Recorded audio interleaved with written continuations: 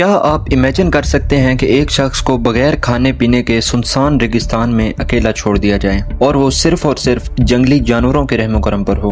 और ये था ऑस्ट्रेलिया में रहने वाला रिकी मैगी, जिसने 2 महीने से भी ज्यादा ऑस्ट्रेलिया के डेजर्ट में गुजार दिए। आखिर कैसे ये तपते हुए रेगिस्तान में जिंदा रहने में कामयाब हुआ? अस्सलाम वालेकुम, welcome to the amazing videos. यहाँ पर आपको बताता चलूँ कि ये कहानी है रिकी मैगी की, जो कि ऑस्ट्रेलिया के एक मिडिल क्लास फैमिली से था। 2006 में ये ईस्टर्न ऑस्ट्रेलिया में रहता था और इसे वेस्टर्न ऑस्ट्रेलिया जाना था। तो ये अपनी गाड़ी पर जाने का इरादा करता है। उसने अपने साथ जरूरत का सारा सामान रख लिया था जो आगे लंबे सफर में इसके काम आने वाला था। ऑस्ट्रेलिया दुनिया का 6ठा बड़ा मुल्क है और इसकी ज्यादातर पॉपुलेशन सी साइड पर रहती है, जिसकी वजह से इसे एक आइलैंड कहना गलत ना होगा। ऑस्ट्रेलिया का मिडल वाला एरिया बिल्कुल सुनसान पड़ गया है। इसके बीचों बीच एक रेगिस्तान भी मौजूद है जिसे ग्रेट ऑस्ट्रेलियन डेजर्ट भी कहते हैं। रिकी मैगी भी वेस्टर्न ऑस्ट्रेलिया जाने के लिए यही रास्ता अपनाता है। रिकी ने अपनी गाड़ी में खाने पीने का सामान, पेट्रोल वगैरह सब रखा हुआ था ताकि किसी भी किस्म की परेशानी ना हो।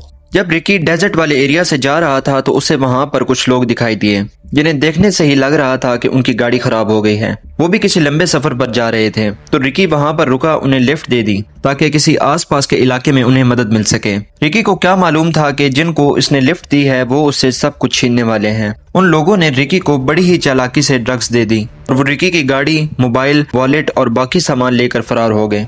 जब रिकी को होश आया तो उसके इर्द गिर्द सिर्फ रेत ही रेत थी। उसको गाड़ी और वो लोग कहीं नजर नहीं आ रहे थे। उसे हर जगह रेत के ढेर नजर आ रहे थे और पानी का तो नामो निशान तक नहीं था।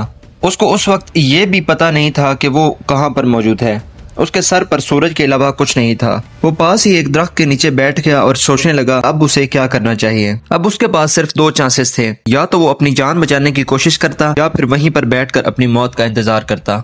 आखिरकार रिकी फैसला कर लेता है और अपनी जान बचाने के लिए आखिरी हद तक जाने के लिए तैयार हो जाता है। वो बगैर सोचे एक डायरेक्शन में सीधा चलना स्टार्ट कर देता है, इस उम्मीद में कि शायद उसे कोई मदद मिल जाए।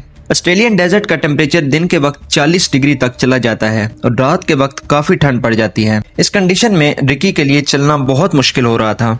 रिकी चलता रहा और दिन गुजरते गए। इसके पास खाने को कुछ नहीं था, तो उसे रेगिस्तान में छिपकली और छोटे इंसेक्ट्स भी खाने पड़े थे। इसने वहां पर छोटे पौधों को भी खाना शुरू कर दिया था। रिकी को रात के वक्त जंगली कुत्तों के भौंकने की आवाजें आती थीं, जिनसे रिकी बहुत खौफजदा था। फिर इसे वहां पर पानी नजर आता है तो वो वहां पर वक्त गुजारने का इरादा बना लेता है।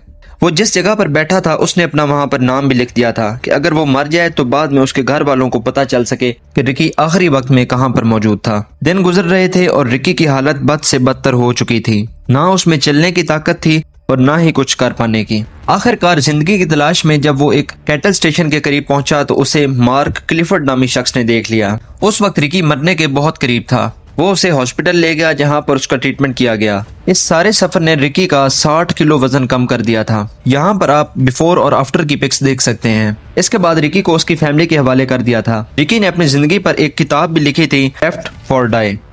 इस कहानी से हमें बहुत कुछ सीखने को मिलता है। रिकी के पास रोड ट्रिप से पहले सब कुछ था, पर अचानक उसके पास कुछ भी नहीं था। इस सब के बावजूद भी उसने रेगिस्तान में 72 दिन गुजार दिए।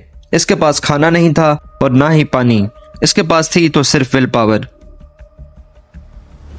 इंशाल्लाह मिलते हैं नए टॉपिक के साथ।